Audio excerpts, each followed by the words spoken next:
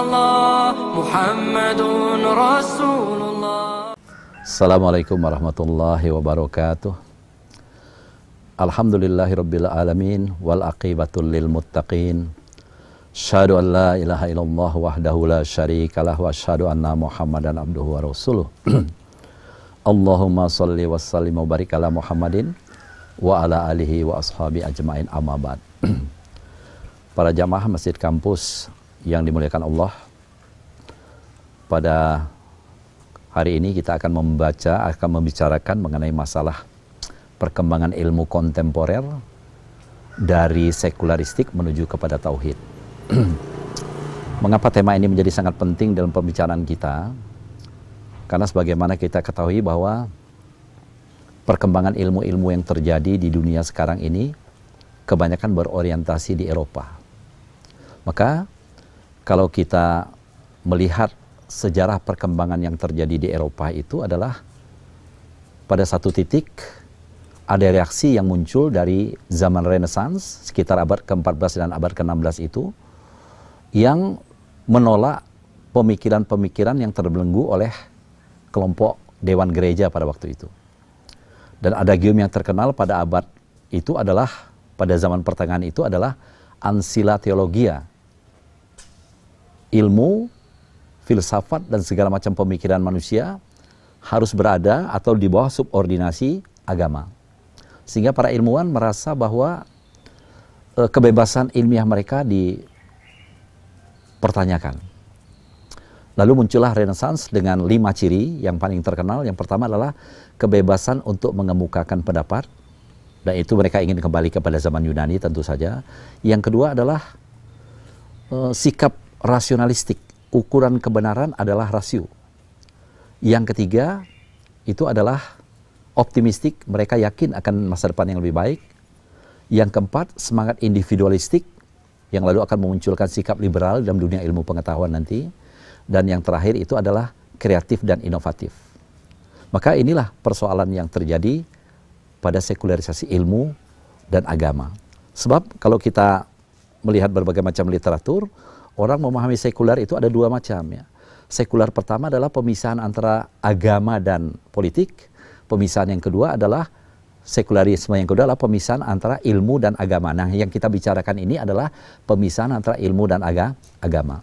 Maka kalau kita mengutip berbagai macam pendapat itu di sini dikemukakan bahwa gerakan-gerakan yang menuju ke arah pemisahan ilmu dan agama itu terus berlanjut.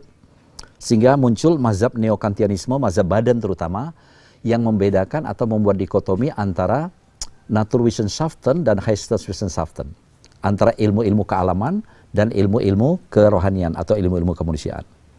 Nah, kemudian ini mencapai titik puncaknya ketika terjadi perkembangan-perkembangan yang diikuti oleh beberapa filosof, terutama René Descartes yang terkenal dengan adagiumnya cogito ergo sum itu.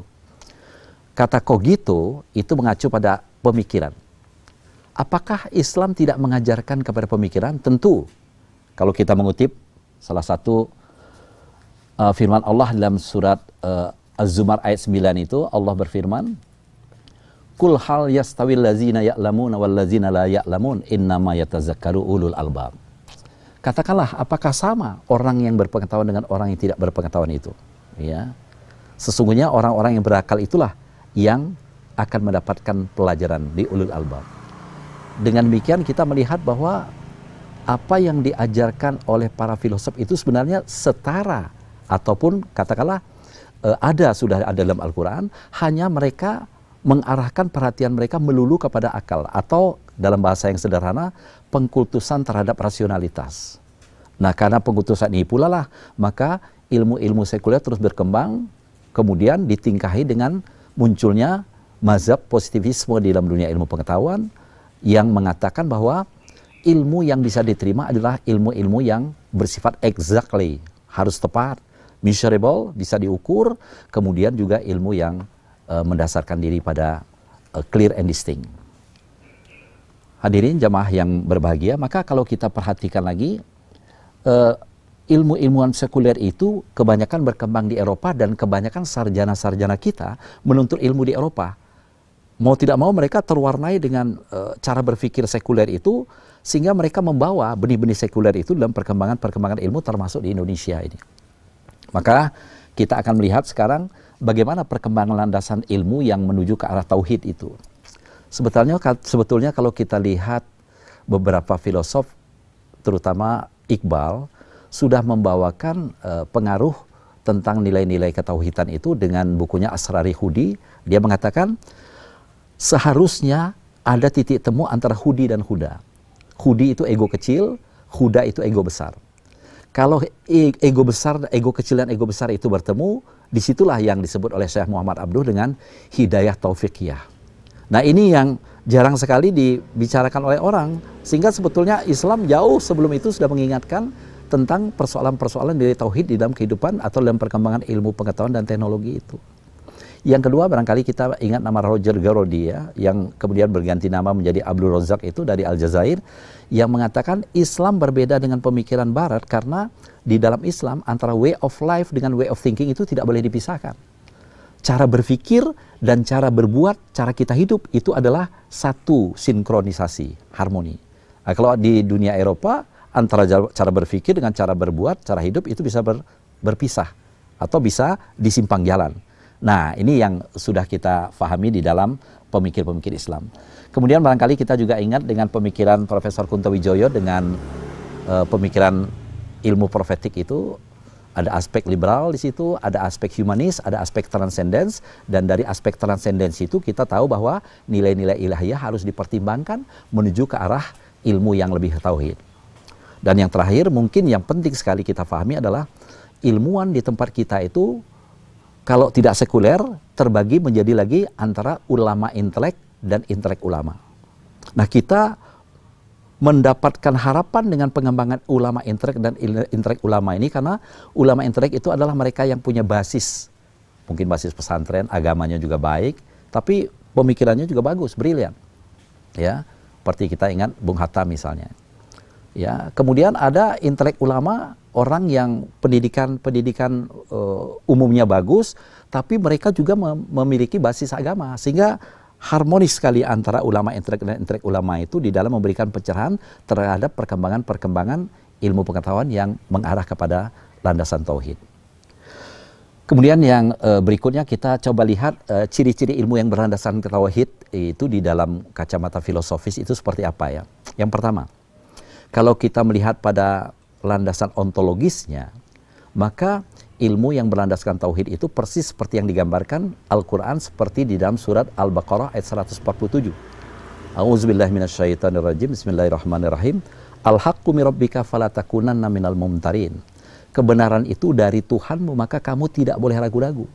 Artinya di dalam Islam sumber kebenaran tertinggi itu ada pada Allah. Itulah yang kita sebut dengan landasan ontologis.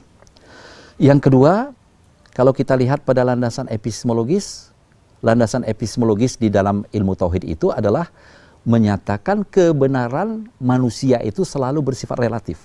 Karena selalu ada reaksi ya, antara teori ini dengan teori berikutnya yang muncul, teori yang muncul berikutnya, teori berikutnya muncul, selalu akan ada reaksi. Kita ambil contoh. Teori konsep ruang dan waktu dari Isaac Newton. Itu dibantah oleh Einstein dengan konsep tentang relativitas. Dan ini terus berlanjut, ya, terus berlanjut. Sehingga tidak ada kebenaran yang mutlak di dalam kehidupan manusia itu selama manusia hanya mengandalkan logika manusia saja. Jadi oleh karena itu sekali lagi kita harus melihat bahwa perkembangan ilmu ke arah tauhid itu merupakan sesuatu yang mutlak dibutuhkan. Nah, yang berikutnya dimensi aksiologis. Dimensi aksiologis itu lebih menekankan pada aspek kemaslahatan lebih dominan daripada kemudaratan. Jadi kalau ilmu itu sekiranya berkembang hanya menimbulkan kerusakan di muka bumi, ya, seperti mohon maaf banyak sekali perkembangan ilmu teknologi yang sekarang lepas dari akar filosofisnya, maka ilmu-ilmu macam ini harus dieliminir, harus dipertimbangkan lagi, ya, karena tujuan terpenting kita hidup di muka bumi ini adalah kemaslahatan. Khairun nasi anfa'uhum linnas. Sebaik-baik manusia adalah mereka yang melakukan kebaikan terhadap sesama manusia. Maka para jamaah yang berbahagia, kalau begitu kita bisa melihat beberapa kesimpulan yang penting di dalam perbincangan kita tentang perkembangan ilmu kontemporer itu adalah pertama, Tidak ada ilmu yang sekuler itu.